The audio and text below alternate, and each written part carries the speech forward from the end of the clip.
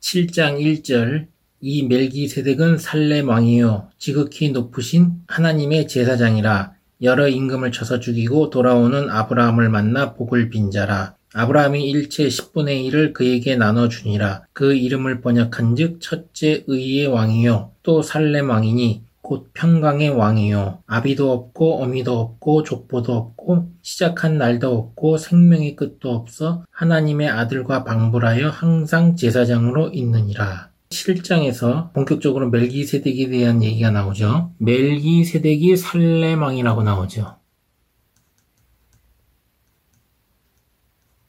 살렘 왕. 이 살렘은 예루살렘의 옛 지명입니다.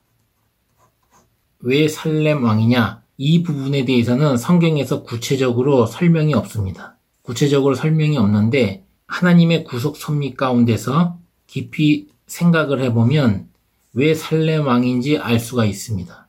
여호와 하나님께서 첫 아담이 범죄함으로 인간에게 죄가 들어왔을 때에 인간을 구원하기 위해서, 인간을 죄에서 해방하기 위해서 공중권세 잡은 자 마귀로부터, 사단으로부터 인간을 죄에서 해방하고 구원하기 위해서 하나님이 구속 계획을 세우고 첫 아담 이후에 하나님이 인간을 구원하기 위한 장소로 여호와 하나님이 택하신 장소가 바로 예루살렘입니다. 그래서 아브라함에게 가나안을 주겠다고 약속을 하고 갈대아 우르에서 가나안으로 가라고 명령을 내리는 것이죠. 이 예루살렘에서 예수 그리스도가 십자가에 못 박혀 죽으시고 부활하시고 이 예루살렘에서 재림 때에 새 예루살렘이 내려옵니다. 하나님으로부터. 요한계시록 21장 2절에 나오죠. 이렇게 예루살렘은 하나님에게 택하신 장소로서 매우 중요한 장소고 특히 인간을 죄에서 해방하고 구원하는 데 핵심적인 역할을 하는 장소입니다. 멜기세덱이 살렘 왕으로 나오는 거예요. 이 멜기세덱을 보고 의의 왕이다. 의의 왕이요 평강의 왕이다. 이렇게 나오는데 의가 될 수 있는 사람은 없어요. 예수 그리스도로 말미암아 죄를 해결하지 않고서는 의가 될 수 없고 의의 왕이 될 수 있는 것은 하나님, 예수 그리스도, 성경에서는 멜기세덱 이렇게 셋의 존재만이 의의 왕이 될 수가 있어요. 평강의 왕이 될 수가 있고 킹 제임스 버전의 King of Peace로 나오죠. King of Peace. 이 평강도 이 편안한 것은 우리가 마음이 편안한 것이 아니고 죄가 없는 상태에서 편안한 것을 말해요. 죄가 없는 상태. 의의 왕, 평강의 왕으로서 멜기세덱이라는 존재를 이 히브리서 기자가 얘기하고 있습니다. 이렇게 멜기세덱에 대해서 자세하게 설명해 주는 곳은 구약과 신약을 통틀어서 히브리서밖에 없어요. 이러한 멜기세덱은 3절에 보면 아비도 없고 어미도 없고 족보도 없고 시작한 날도 없고 생명의 끝도 없어 하나님 아들과 방불하여 항상 제사장으로 있느니라. 아비도 없고 어미도 없고 족보도 없대요. 시작한 날도 없다고 그러죠. 이 멜기세덱은 천사도 아니라는 얘기죠. 왜냐하면 천사도 피조물로 만든 시작한 날이 있어요. 아담도 시작한 날이 있고 그런데 이 멜기세덱은 시작한 날도 없대요. 족보도 없고 아비도 없다는 말은 스스로 존재한다는 얘기겠죠. 그래서 어떤 사람들은 이 멜기세덱을 하나님으로 해석하는 사람들이 있어요. 그러나 이 멜기세덱이라는 존재가 과연 하나님이냐? 아니면 하나님의 지극히 높으신 항상 제사장으로 있는 특별한 존재냐? 이것은 나중에 재림 때 와서 여호와 하나님이 밝히시겠죠. 그 전까지는 이건 몰라요. 신비로운 존재로서 히브리서 기자가 얘기한 대로 우리가 알고 있어야 합니다. 이 멜기세덱이란 존재에 대해서 더 이상 추측으로 들어가면 안 돼요. 생명의 끝도 없다는 것은 생명이 무궁무진하다는 거죠. 끝이 없다는 얘기는 무궁하다, 다함이 없다, 끝이 없다. 영원히 산다는 얘기죠. 하나님 아들과 방불하다는 얘기는 동격이라는 얘기죠. 이러한 존재가 아브라함이 그돌라오멜과 연합한 왕들을 쳐가지고 자기 조카인 롯을 구해서 돌아오는 길에 이 멜기세덱이 가지고 나온 게 바로 떡과 포도주죠. 이 떡과 포도주로 아브라함에게 복을 빌었다고 창세기 14장에 짤막하게 나와요. 14장 17절에서 20절을 읽어보면 살렘 왕인 멜기세덱이 떡과 포도주를 가지고 나와서 너희 대적을 내 손에 붙이신 지극히 높으신 하나님을 찬송할지로다 하매 아브라함이 그 얻은 곳에서 10분의 1을 멜기세덱에게 주었더라. 복을 빌었죠. 이렇게 짤막하게 나와요. 그러니까 아브라함이 노획물 중에서 10분의 1을 멜기세덱에게 주고 나머지는 소돔 왕에게 도로 돌려주죠. 자기와 함께 했던 자들의 분깃을 제외하고 아브라함은 노략물을 취하지 않고 전부 다 소돔 왕에게 돌려줍니다. 그리고 멜기세덱에게 10분의 1 주고 여기서 이 11조의 정체가 나오는 거예요.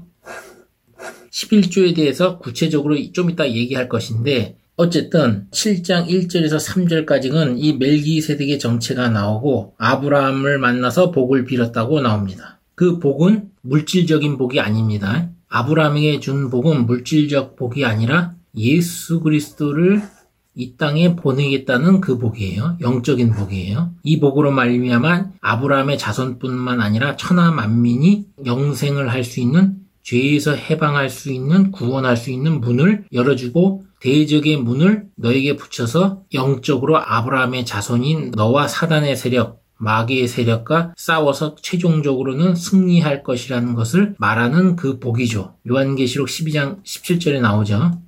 사단 마귀로 대표되는 용이 예수의 증거를 가지고 하나님의 계명을 지키는 자, 예수 그리스도의 증거를 가지고 하나님의 계명을 지키는 자와 싸우려고 바닷가 모래 위에 섰더라. 이렇게 나오죠. 그 바닷가의 모래가 바로 영적인 아브라함의 자손들이에요. 갈라디아에서 나오죠. 갈라디아서 3장 7절에서 9절.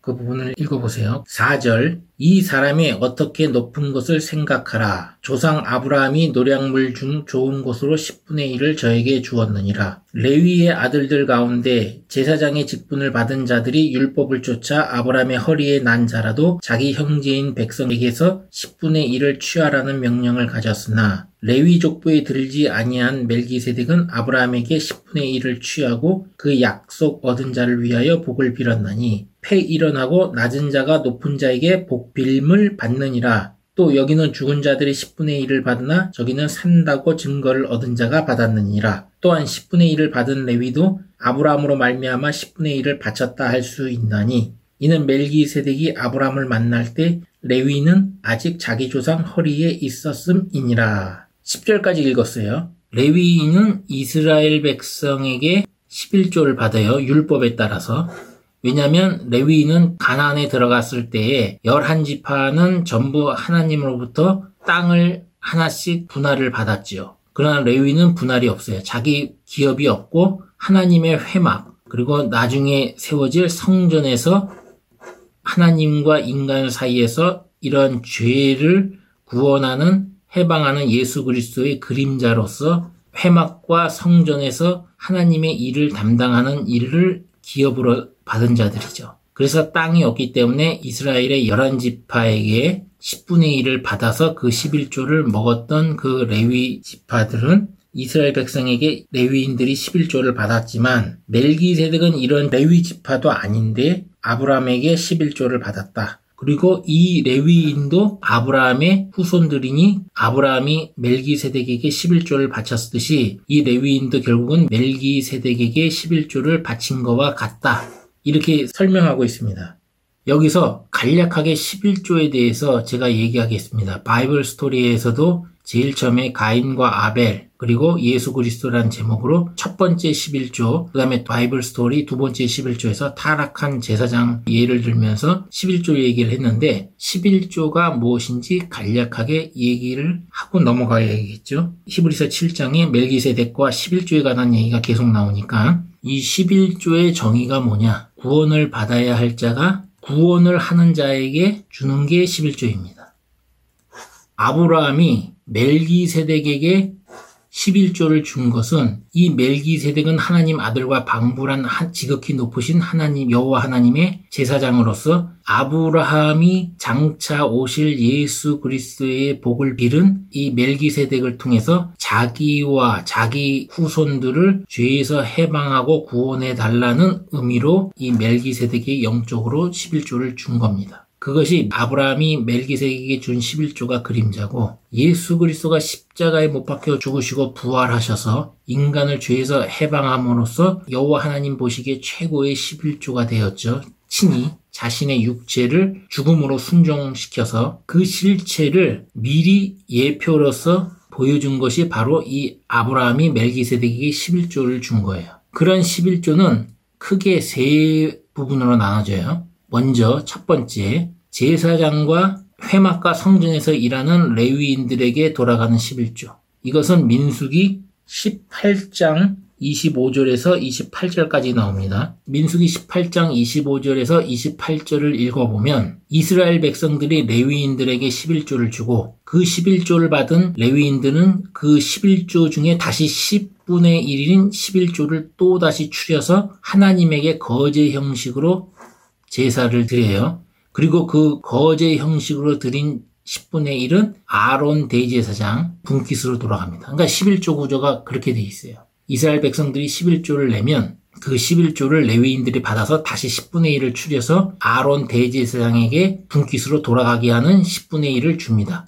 주기 전에 하나님에게 거제 형식으로 제사를 드리죠. 두 번째 11조는 절기 11조가 있어요. 이 절기 11조는 유대인의 3대 절기라고 하는 6월절, 77절, 초막절 때 자기들이 거하는 각 성이 아니라 하나님이 택하신 곳 예루살렘에 가지고 올라와서 내는 11조가 있습니다. 그것이 바로 절기 11조예요. 이 부분은 신명기 12장 6절, 그 다음에 신명기 14장 22절에서 23절, 그리고 출애굽기 23장 14절에서 17절, 그 다음에 신명기 16장 16절.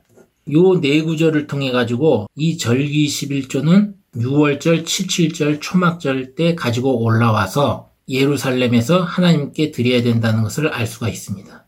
요 두 가지는 너희들이 여호와 하나님에게 1년에 3번은 반드시 예루살렘으로 여호와 하나님이 택하신 장소로 와서 빈손으로 오지 말고 너희들이 있는 힘껏 드리라고 하는 구절들이에요. 이 두 구절은. 그리고 이 두 구절은 구체적으로 어떤 예물을 가지고 나와야 되는지 그 부분에 대해서 나오죠. 여기에서 보면 11조의 형태는 곡물과 포도주 그리고 기름 요 세 가지를 가지고 11조를 드립니다. 11조의 종류는 이 곡물과 포도주와 기름의 11조예요. 이 곡물은 예수 그리스도가 십자가에 못 박혀 죽기 전에 12제자에게 자신이 멜기세덱 제사장의 반차를 쫓는 대제사장으로서 죄를 해결하기 위한 제사장으로서 증명할 때에 최후의 만찬을 하죠. 12제자들과 그때 예수 그리스도가 제자들에게 떼어준 떡의 그림자가 바로 이 11조의 곡물이에요. 그리고 그때 따라준 포도주가 언약의 피인 포도주가 바로 11조의 실체고 포도주를 11조로 드리는 이유가 그래요. 그리고 이 기름의 11조는 기름은 두 가지로 해석이 되죠. 성령과 그 다음에 증거의 말씀. 이 증거의 말씀은 초림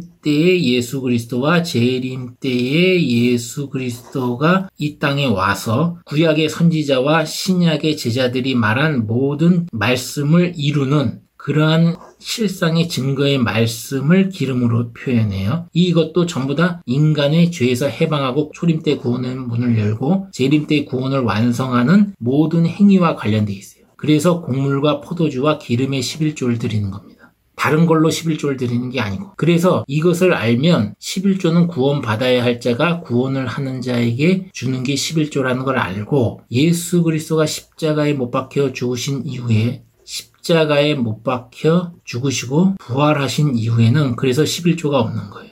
예수 그리스도가 마태복음에서 11조를 하라고 그러죠. 바리새인과 서기관들에게 23장인가요? 마태복음에 너희들이 박하와 회양과 근치의 11조는 드리지만 의와 인과 신은 버렸도다 하면서 이것도 하고 저것도 하라고 얘기하죠. 그러나 예수 그리스도가 십자가에 못 박혀 죽으시고 부활하신 후에는 예수 그리스도 몸 자체가 최고의 11조를 드렸기 때문에 그 이후에는 11조가 없는 겁니다. 그래서 만약에 11조를 받는 사람들이 있다면 그 사람들은 불법을 행하는 것으로서 율법이 변혁된 것, 하나님의 구속 섭리 가운데서 율법이 변혁된 것을 모르고 아직도 아론의 반차를 쫓는 행위를 하는 거예요. 아론의 반차를 쫓는 행위를 하는 거예요. 그래서 멜기세덱의 반차를 쫓는 사람들은 11조를 내면 안 된다는 겁니다. 왜냐하면 예수 그리스도가 십자가에 못 박혀 죽으시고 부활하신 그 자체가 여호와 하나님 보시기에 최고의 11조로 단번에 인간의 죄를 해결했기 때문에 더 이상 11조는 낼 필요가 없어요. 왜냐하면 그 십자가에 못 박혀 죽으시고 부활하신 게 나의 죄를 해결하시고 내가 영생할 수 있다는 것을 믿는 사람들이라면 십자가를 통해서 구원의 문에 들어선 상황이기 때문에 우리가 타락만 안 하면 구원을 받는 거죠. 재림 때까지 우리가 그것을 잘 지키기만 하면 돼요. 그렇기 때문에 이미 구원을 믿는 순간 받은 것과 다름이 없기 때문에 더 이상 11조를 드려서는 안 된다는 겁니다. 왜냐하면 최고의 11조는 예수 그리스도니까. 왜 11조를 하면 안 되는지 아시겠죠? 11조라는 게 바로 이런 것이고 이러한 11조를 레위인들은 받았어요. 8절에 보면 죽을 자들이 10분의 1을 받으나 레위인들을 일컫는 말이죠. 그러나 멜기세덱은 그리고 예수 그리스도는 산다고 증거를 얻은 자라는 얘기예요. 산다고 증거를 얻었다.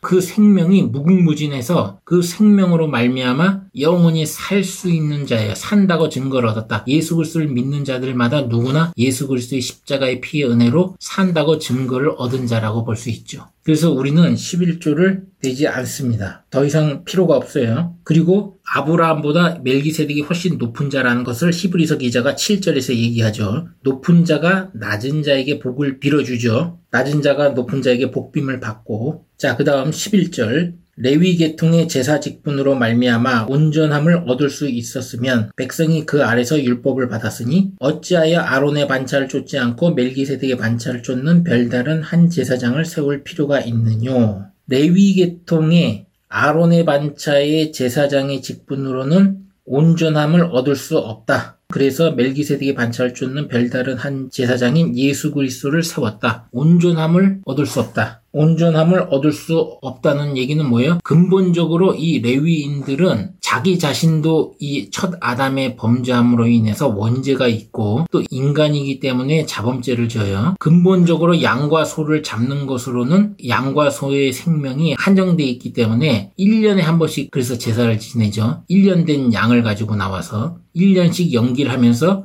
그 시대에는 율법 시대에 예수 그리스도의 그림자로서 계속 보여주는 시대이기 때문에 이들이 드리는 죄를 해결하기 위해서 양의 생명의 피로 그 양의 피값으로는 인간의 죄를 영원히 해결할 수 없다는 얘기예요. 그래서 온전할 수가 없어요. 그러나 예수 그리스도는 그 생명 자체가 끝이 없는 무한대의 생명이에요. 무한대의 생명력을 가지는 분이 예수 그리스도이십니다. 무한한 생명을 가진 예수 그리스도가 자기 목숨값으로 십자가에 못 박혀 죽으시고 부활했기 때문에 인간의 생명을 구원하기 위해서 대속하기 위해서 대신 자기의 생명을 주셨기 때문에 그 무한한 생명으로 말미암아 단 한 번이면 족한 거예요. 제사를 그래서 여러 번 하지 않아요. 그래서 카톨릭에서 미사를 지내는 그 제사 행위라든지 아니면 매일 그 죽은 행실의 회개를 하는 개신교 사람들이라든지 기독교인들이라든지 죽은 행실의 회개나 카톨릭의 미사, 이건 미사는 제사예요. 다른 말로 바꾼 것뿐이에요. 이런 것들은 예수 그리스도를 사실상 모욕을 하는 거예요. 능욕을 하는 거예요. 예수 그리스도의 생명이 무한대의 생명력을 가졌다는 것을 인정하지 않는 행위입니다. 예수 그리스도가 무한대의 생명을 가졌다고 생각한다면 개신교인들이 이 죽은 행실의 회개를 할 필요가 없어요. 죄를 지을 때마다 지금도 보좌의 우편에 앉아 계셔서 우리의 죄를 예수 그리스도가 십자가에 못 박혀 죽으심으로 죄를 없이 했다고 여호와 하나님에게 계속 예수 그리스도가 간구를 해주십니다. 그 생명으로 말미암아 여호와 하나님이 죄가 없다고 인정을 하는 겁니다. 무한한 예수 그리스도의 생명력 때문에. 십자가에서 못 박혀 죽으신 그 생명값이 죄를 지을 때 한 번만 용서해 주는 게 아니라 무한대로 용서가 되는 거예요. 그래서 구약에 있는 이스라엘 백성들이 죄를 짓고 우상 숭배할 때마다 하나님이 재앙을 붓고 바벨론이라든지 아수르를 통해서 그 나라를 쳤지만 지금은 왜 그런 일이 발생하지 않냐면 바로 무한대의 생명력을 가진 예수 그리스도가 십자가에 못 박혀 죽으시고 부활하심으로써 인간의 죄를 완전히 죄에서 해방했기 때문에 하나님으로부터 재앙이 다시는 있지 않는 겁니다. 언제까지? 재림 때까지. 재림이 올 때까지, 재림 때에 각종 재앙을 쏟으실 때까지는 재앙이 없는 거예요. 그래서 지금을 뭐라고 그래요? 은혜의 시대라고 그러죠. 다른 말로 하면. 예수 그리스도 믿으면 민족적인, 국가적인 단위로 어떤 재앙은 쏟아지지 않습니다. 구약의 레위인들과 대제사장인 아론의 후손들, 아론의 반차들은 죄를 근본적으로 해결할 수 없기 때문에 온전함을 얻을 수가 없습니다. 그래서 멜기세덱의 반차를 쫓는 대제사장인 예수 그리스도가 세울 수밖에 없는 거예요. 그 얘기를 지금 히브리서 7장 11절에서 얘기하고 있는 거고, 그 다음에 12절 제사직분이 변역한 즉 율법도 반드시 변역하리니, 13절 이것은 한 사람도 제단 일을 받들지 않은 다른 지파에 속한 자를 가리켜 말한 것이라. 우리 주께서 유다로 쫓아나신 것이 분명하도다. 이 지파에는 모세가 제사장들에 관하여 말한 것이 하나도 없고 멜기세덱과 같은 별다른 한 제사장이 일어난 것을 보니 더욱 분명하도다. 15절까지 읽었습니다. 율법도 변역을 했다. 이 얘기는 뭐냐면 율법에는 반드시 제사장은 아론의 후손들, 대제사장은 아론의 후손들이 차지하고 성전에서 일하는 사람들은 레위인들이 반드시 들어가야 돼요. 무조건. 이 율법에 의거해서 유다 지파에 있는 사람들은 절대로 레위인이나 제사장이나 대제사장이 될 수가 없어요. 그러나 하나님은 별다른 대제사장을 예수 그리스도를 통해서 세웠죠. 유다 지파에서 나와서. 그래서 율법이 변할 수밖에 없다. 왜냐하면 제사직분이 변역을 했으니 율법도 변역을 한다. 16절 그는 육체에 상관된 계명의 법을 쫓지 아니하고 오직 무궁한 생명의 능력을 쫓아 된 것이니 증거하기를 내가 영원히 멜기세덱의 반차를 쫓는 제사장이라 하였도다. 시편 110편 4절에 나오는 얘기죠. 영원히 멜기세덱의 반차를 쫓는 제사장이라 하였도다. 이 구절이 시편 110편 4절에 나오는 구절이에요. 육체에 상관된 율법을 쫓지 않는다는 얘기예요. 멜기세덱과 예수 그리스도는 율법을 쫓지 않고 자신들이 가지고 있는 영원한 생명의 능력, 끝이 없는 무궁한 영원한 생명의 능력을 쫓아서 된 대제사장이다. 그랬기 때문에 죄를 완전히 해결할 수가 있는 겁니다. 인간을 죄에서 완전히 해방할 수 있는 거고, 인간을 죄에서 완전히 해방하기 위해서, 영원히 해방하기 위해서 영원한 생명을 가진 예수 그리스도가 그래서 십자가에 못 박혀 죽으신 거고, 대신 7장 18절 전에 계명이 연약함으로 무익함으로 패하고 율법은 아무것도 온전케 못할지라. 이에 더 좋은 소망이 생기니 이것으로 우리가 하나님께 가까이 가느니라. 영원한 생명의 능력을 가진 예수 그리스도가 십자가에 못 박혀 죽으셨기 때문에 예수 그리스도의 그 십자가의 피를 가지고 하나님께 가까이 간다는 얘기죠. 20절 또 예수께서 제사장 된 것은 맹세 없이 된 것이 아니니 저희는 맹세 없이 제사장이 되었으나, 레위인들을 말하는 거죠. 오직 예수는 자기에게 말씀하신 자로 말미암아 맹세로 되신 것이라. 주께서 맹세하시고 뉘우치지 아니하시리니 내가 영원히 제사장이라 하셨도다. 이와 같이 예수는 더 좋은 언약의 보증이 되셨느니라. 하나님이 아브라함에게도 바로 예수 그리스도를 주겠다는 것을 암시하는 복을 줄 때도 맹세로 했습니다. 예수 그리스도를 예표하는 이삭을 줄 때도 여호와 하나님이 맹세를 했죠. 자기 자신의 이름을 걸고 맹세를 했죠. 그래서 예수 그리스도는 맹세로 오신 분이고, 레위인들은 이렇게 여호와 하나님이 맹세하신 적이 없어요. 그냥 율법에 따라서 모세를 통해서 하나님이 율법을 주시고 그 율법에 따라서 제사장이 된 사람들이죠. 그것을 히브리서 기자가 설명을 하는 것이고, 23절 저희 제사장 된 자의 수요가 많은 것은 죽음을 인하여 항상 잊지 못함이로되 예수는 영원히 계심으로 그 제사 직분도 갈리지 아니하나니. 25절 그러므로 자기를 힘입어 하나님께 나아가는 자들을 온전히 구원하실 수 있으니 이는 그가 항상 살아서 저희를 위하여 간구하심이니라. 바로 나오네요. 레위인들로 된 제사장들은 생명이 영원하지 않기 때문에 항상 있을 수가 없어요. 그래서 자꾸 제사장이 죽으면 또 다른 제사장으로 세워서 하나님께서 인간을 죄에서 해방하기 위한 예표로 그림자로서 율법 시대에 그들은 율법에 정해진 명령에 따라서 양을 잡고 소를 잡으면서 한정적으로 1년 한도로 해서 인간의 죄를, 이스라엘 백성들의 죄를 유예를 시킨 것이죠. 그래서 제사장의 숫자가 많을 수밖에 없는 거죠. 그러나 예수는 그 생명력이 무궁무진하기 때문에, 영원하기 때문에 제사직분이 갈리지도 않아요. 오직 한 분이면 됩니다. 한 사람이면 돼요. 그래서 죄를 완전히 해결할 수가 있는 거예요. 인간을 죄에서 해방시키고 자기 목숨값을 줬기 때문에 우리가 죄를 질 때마다 항상 예수 그리스도는 강구한다고 히브리서 기자가 얘기하고 있는 겁니다. 그래서 죽은 행실의 회개도 할 필요가 없다. 다만 예수 그리스도를 믿는 그 믿음에서 떨어지고 타락하게 되면 그때는 얘기가 틀려지겠죠.